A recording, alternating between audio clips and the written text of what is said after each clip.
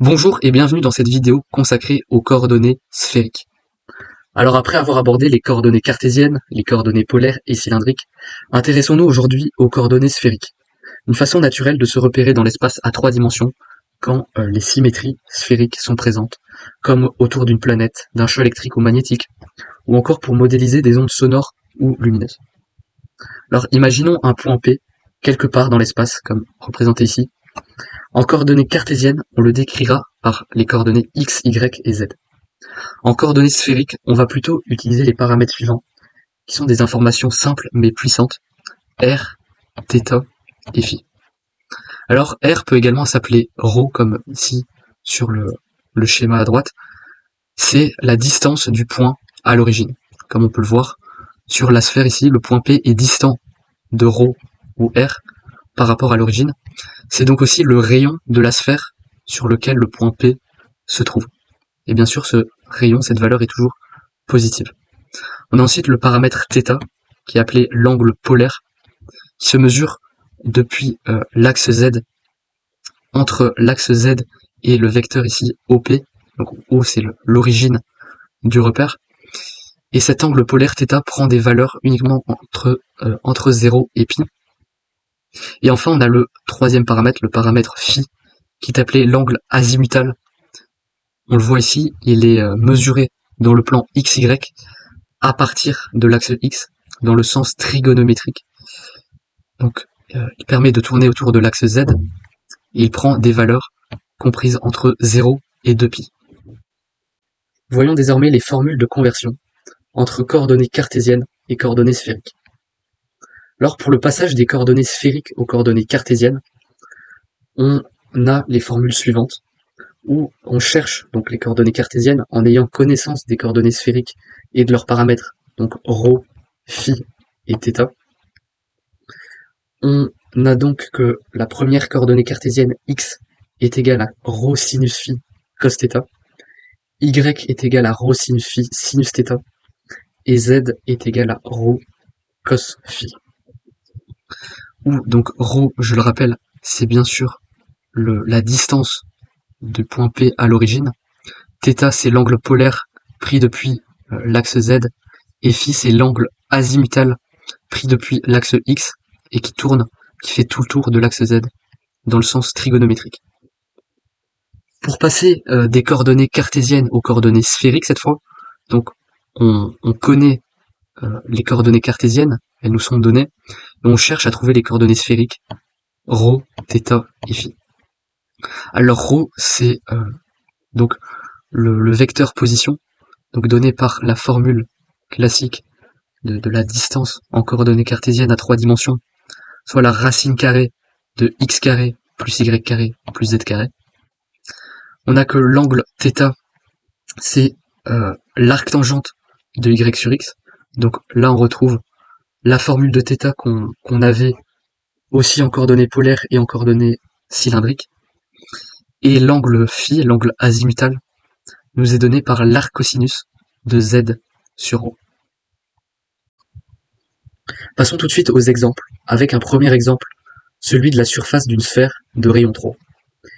Cette sphère, elle est définie en coordonnées cartésiennes de la manière suivante, x carré plus y carré plus z carré est égal à 9, donc on retrouve bien le rayon de la sphère au carré. Cette sphère qui est représentée ici à droite, et on demande pour cet exemple d'exprimer l'équation en coordonnées sphériques. Alors on reprend tout simplement les relations qui ont été définies précédemment, avec donc x qui vaut en coordonnées sphériques ρ sinus phi cos θ, y qui vaut ρ sinus phi sinus θ, et z qui vaut ρ cos phi. Donc pour exprimer cette équation en coordonnées sphériques, on va tout simplement mettre au carré chacune de ces équations, ce qui va nous donner pour le x carré, eh bien on met ça au carré, ce qui nous donne du ρ carré sinus carré phi cos carré θ. Le y au carré nous donne du ρ carré sinus carré phi sinus carré θ, et le z mis au carré nous donne du ρ carré cos carré phi. On peut dès lors mettre en évidence le ρ carré, puisque le ρ carré apparaît dans chacun des termes. Donc en mettant en évidence, on a du ρ carré fois Le sinus carré qu'on peut lui-même mettre en évidence pour les deux termes ici, car il apparaît donc ici et là. Donc on met en évidence le sinus carré phi. Donc sinus carré phi fois cos carré θ qui vient d'ici, plus sinus carré θ qui vient de là, ce qui nous donne, donc dans cette parenthèse ici interne, cos carré θ plus sinus carré θ, qui est l'identité trigonométrique, qui vaut 1, et on n'oublie pas le cos carré phi, ici, qui est multiplié par le rho carré. On simplifie donc cette équation, puisque ceci vaut 1, ce qui nous donne rho carré fois sinus carré phi plus cos carré phi. On retrouve encore l'identité trigonométrique du sinus carré plus cos carré qui vaut 1, ce qui nous donne tout simplement rho carré. Et en fait, on aurait pu directement déduire que x carré plus y carré plus z carré valait rho carré, puisque rho est défini tout simplement comme étant la racine carrée de x carré plus y carré plus z carré. Donc ce qui nous donne que rho carré est égal bien sûr à x carré plus y carré plus z carré. Donc pour transformer cette équation cartésienne en coordonnées sphériques, le seul paramètre qui nous est utile, c'est le paramètre rho. Rho, on l'a dit, il est défini positif, donc le rho carré égale 9 va impliquer que le paramètre rho sera égal à 3, et pas moins 3. On exclut la solution moins 3, puisque ce paramètre rho est défini positif. Donc on a que l'équation cartésienne est tout simplement égale en coordonnées sphériques à rho égale 3. Pour notre deuxième exemple maintenant, on va chercher à exprimer l'équation de la surface suivante en coordonnées sphériques. Donc cette surface qui est représentée ici, elle est définie par l'équation cartésienne z égale racine carrée de x carré plus y carré. Donc cette équation, c'est, comme on peut le voir, celle d'un cône circulaire orienté vers le haut, avec son sommet qui est à l'origine et qui s'ouvre selon l'axe z, l'axe vertical donc. On va tout d'abord changer ces coordonnées en coordonnées sphériques, où donc, je rappelle encore une fois les formules de conversion. X est égal à rho sinus phi cos θ, Y est égal à rho sinus phi sinus θ, et Z est égal à rho cos phi. On voit que dans notre équation cartésienne, on a du x carré et du y carré. On va donc à nouveau mettre au carré ici notre expression de x et de y, ce qui va nous donner pour x carré rho carré sinus carré phi cos carré θ, et y carré va nous donner du rho carré sinus carré phi sinus carré θ.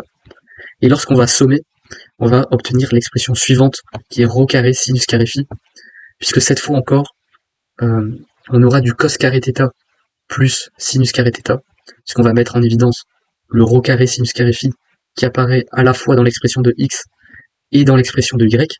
Donc le cos carré θ plus sinus carré θ va valoir 1, ce qui nous donne donc l'expression de rho carré sinus carré phi. Et le z, on va garder z comme étant égal à rho cos phi, d'après nos formules de conversion. Alors, on substitue dans l'équation, ici l'équation cartésienne, on la transforme donc en coordonnées sphériques. On a notre z qui est égal à rho cos phi, et la racine carrée de x carré plus y carré donne racine carrée de l'expression ici obtenue, rho carré sinus carré phi. Ce qui nous donne, donc on voit on a du carré dans la racine carrée, on a du rho cos phi qui est égal à rho sinus phi. Donc les rho ici à gauche et à droite peuvent se simplifier. On obtient finalement que cos phi égale à sinus phi. Donc on peut procéder de la manière suivante, donc on divise sinus phi par cos phi, ce qui nous donne du tangent phi égale 1, d'où on peut déduire que l'angle phi est égal à pi sur 4. Et c'est en fait ici, donc le seul paramètre qui nous intéresse, c'est que l'équation, donc le résultat final nous donne que l'équation z égale racine carrée de x carré plus y carré devient en coordonnées sphériques phi égale pi sur 4. Dans cette section, on va aborder l'élément infinitésimal de volume dv en coordonnées sphériques. En coordonnées cartésiennes, on avait qu'un petit volume était défini par dx, dy, dz. En coordonnées sphériques, r θ ou rho θ selon la convention, on va chercher à exprimer ce volume donc en fonction des variables sphériques. Cela revient à construire un petit parallélépipède sphérique dont on va estimer les 3 dimensions locales. Alors ce petit élément de volume, il est représenté ici à droite, et on voit qu'il est la résultante de 3 facteurs. On a un premier facteur dr ici en bleu, un facteur r dθ en rouge, et un facteur r sinus θ dφ en vert. Donc le dr, c'est le déplacement infinitésimal radial, donc de longueur dr, c'est un peu l'extension du vecteur position r. On a le facteur r dθ, donc ici en rouge, qui est le déplacement qui se fait sur l'arc de cercle, donc ici, qui est de rayon r et d'angle infinitésimal dθ. Donc cet angle infinitésimal dθ, c'est une extension, une petite extension en fait de l'angle polaire θ. Et enfin on a le facteur r sinus θ dφ, donc ici en vert. La variation donc se fait sur un cercle dans le plan horizontal, donc ici le plan horizontal, où dφ ici, c'est une extension de l'angle azimutal φ, une extension, une petite extension, une extension infinitésimale. Et donc l'élément infinitésimal de volume du parallélépipède sphérique, ce sera tout simplement le produit de ces 3 facteurs.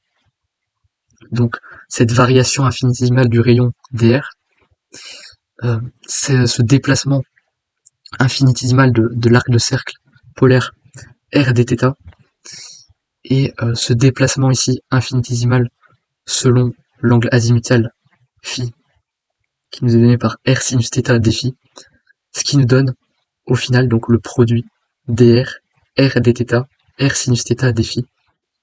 Donc en simplifiant, on a un résultat final, un élément de volume infinitésimal r carré sinus θ dr dθ dφ. On a nos 3 éléments infinitésimaux qu'on va pouvoir intégrer triplement pour calculer un volume sphérique, donc dr dθ dφ. Et ce terme ici, ce facteur plutôt, r carré sinus θ, représente en fait le jacobien, donc le déterminant de la matrice jacobienne en coordonnées sphériques.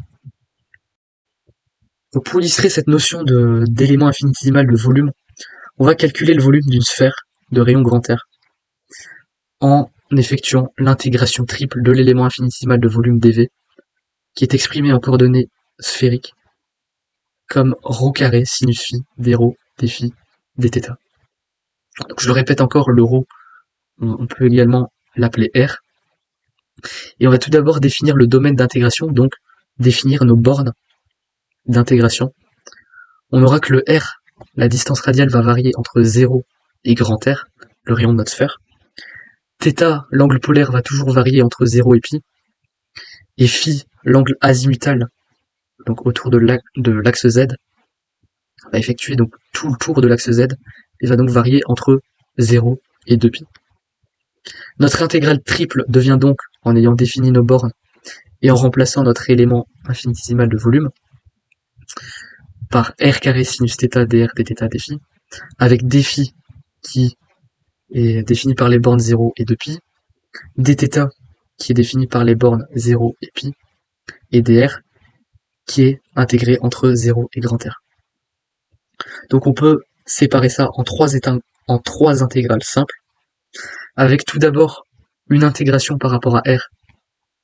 Donc on a notre facteur ici r carré dr, donc le sinus θ on s'en occupe pas puisque il est indépendant de R, donc le sinus θ lui on l'intégrera plus tard par rapport à θ. Donc on fait l'intégration de notre r carré, ce qui nous donne du r cube sur 3 intégré entre 0 et grand R, ce qui nous donne du grand R cube sur 3. Donc on retient le grand R cube sur 3, qu'on peut dès lors extraire de notre intégrale puisque ne dépend ni de θ ni de phi. On peut passer ensuite à notre intégration par rapport à θ, où là on a de la dépendance en θ avec notre sinus θ, ce qui va nous donner du moins cos θ après intégration. On n'oublie pas donc les bornes 0 à π, ce qui nous donne du 1 moins moins 1, ce qui nous donne 2, qu'on peut également extraire de l'intégrale. on le retient, et on effectue enfin l'intégration par rapport à phi. Là, on a uniquement l'élément infinitésimal dφ qu'on intègre entre 0 et 2π, ce qui nous donne tout simplement 2π. Le calcul final, ce sera le produit de chacun des résultats des intégrales par rapport à r, par rapport à θ et par rapport à phi. La résultante de l'intégration par rapport à r nous a donné du r³ sur 3. La résultante de l'intégration par rapport à θ nous a donné du 2. Et par rapport à phi, on a obtenu du 2π. Ce qui nous donne donc r³ sur 3 fois 2 fois 2π. Ce qui nous donne 4 tiers pi r³, ce qui est bien le résultat attendu pour le volume d'une sphère de rayon grand R. Voilà, on arrive à la fin de cette exploration des coordonnées sphériques. On a vu comment elles permettaient de décrire l'espace en s'adaptant à la symétrie des objets sphériques. Grâce à une intuition géométrique claire, un changement de coordonnées précis et un élément de volume adapté, les intégrales triples deviennent beaucoup plus simples et naturelles dans ces situations. On l'a vu notamment en calculant le volume d'une sphère par intégration triple de l'élément infinitésimal de volume en coordonnées sphériques. Alors si cette vidéo t'a aidé à y voir plus clair, pense à t'abonner, à liker, à partager à des personnes qui pourraient trouver également cette vidéo utile. Voilà, il me reste plus qu'à te souhaiter une excellente journée.